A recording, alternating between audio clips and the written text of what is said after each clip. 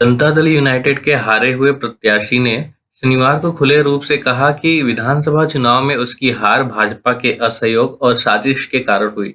शनिवार को पटना में जनता दल यूनाइटेड की राज्य परिषद और पार्टी पदाधिकारियों की बैठक हुई, जिसमें लगभग सभी हारे हुए उम्मीदवारों ने अपनी हार का ठीकरा भारतीय जनता पार्टी पर फोड़ा।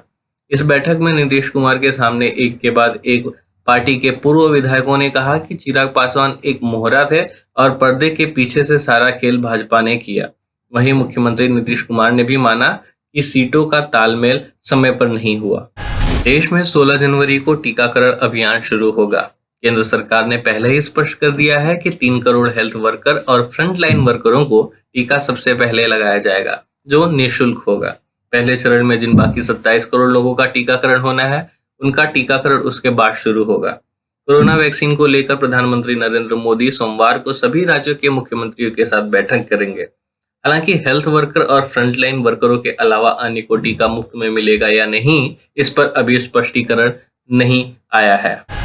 राजस्थान के कोटा के बीजेपी विधायक मदन दिलावर ने शनिवार को कहा कि देश को नष्ट करने की इच्छा रखने वाले उग्रवादी और लुटेरे केंद्र के नए कृषि कानूनों के खिलाफ दिल्ली की सीमाओं पर विरोध कर रहे प्रदर्शनकारियों में संभवतः शामिल हो गए हैं। विधायक ने आरोप लगाया कि तथाकथित किसानों को देश की चिंता नहीं है, वे स्वादिष्ट व्यंजनों के अलावा अन्य विलासिताओं का आनंद ले रहे हैं और पिकनिक मना रहे हैं।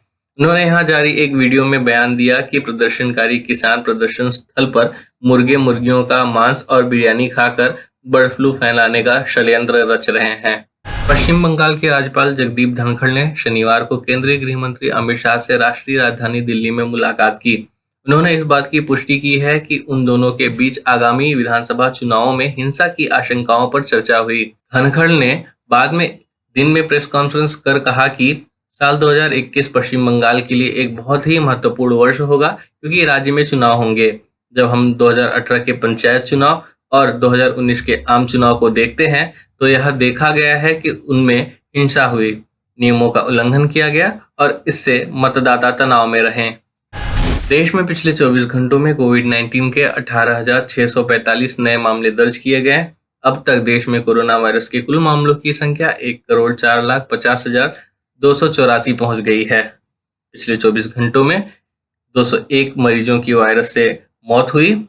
देश में अब तक कुल 1,50,999 मरीजों की कोविड-19 की वजह से मौत हुई है। जब हमने HW न्यूज नेटवर्क की नींव डाली थी, तब हमने ये ठाना था कि न्यूज और इंफॉर्मेशन ये लोगों तक फ्री पहुंचनी चाहिए, मुफ्त पहुंचनी चाहिए, और हम आज भी ये वचन पर कायम हैं। पर जैसे आपको मालूम है, न्यूज चैनल चलाने के लिए पैसों की जरूरत है, तो हमको सबको न्यूज फ्री पहुंचाने के लिए कुछ मेंबर्स और कुछ सपोर्टर्स की जरूरत है। जी हां, मेरी आप सबसे गुजारिश कि आप सब HW न्यूज हिंदी की मेंबरशिप को ग्रहण करें।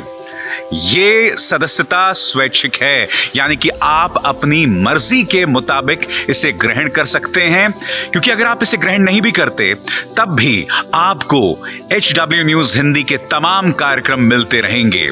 मगर अगर आप चाहते हैं कि आजाद न्यूज जो है वो मजबूत हो, अगर आप चाहते हैं कि वो न्यूज जो सत्ता से सवाल पूछती है वो मजबूत हो, तो जरूर बने HW न्यूज हिंदी के सदस्य।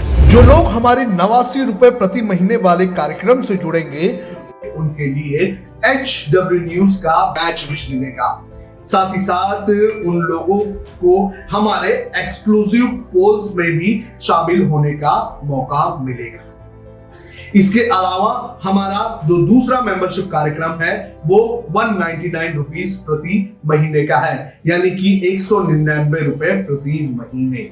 और इस प्रोग्राम में हमारे जो मेंबर्स हैं उन्हें 99 रुपए के प्रोग्राम वाले सभी चीजें तो मिलेंगी। इसके अलावा बिजनेस से जुड़ी हुई बातें भी हम करेंगे। हमारे एक्सपर्ट अखिलेश भार्गव से आप बिजनेस से जुड़े हुए अपने सवाल भी पूछ सकते हैं। हम उम्मीद करेंगे कि आप इस निष्पक्ष पत्रकारिता की राह में हमें पूरी तरह से योगदान देंगे।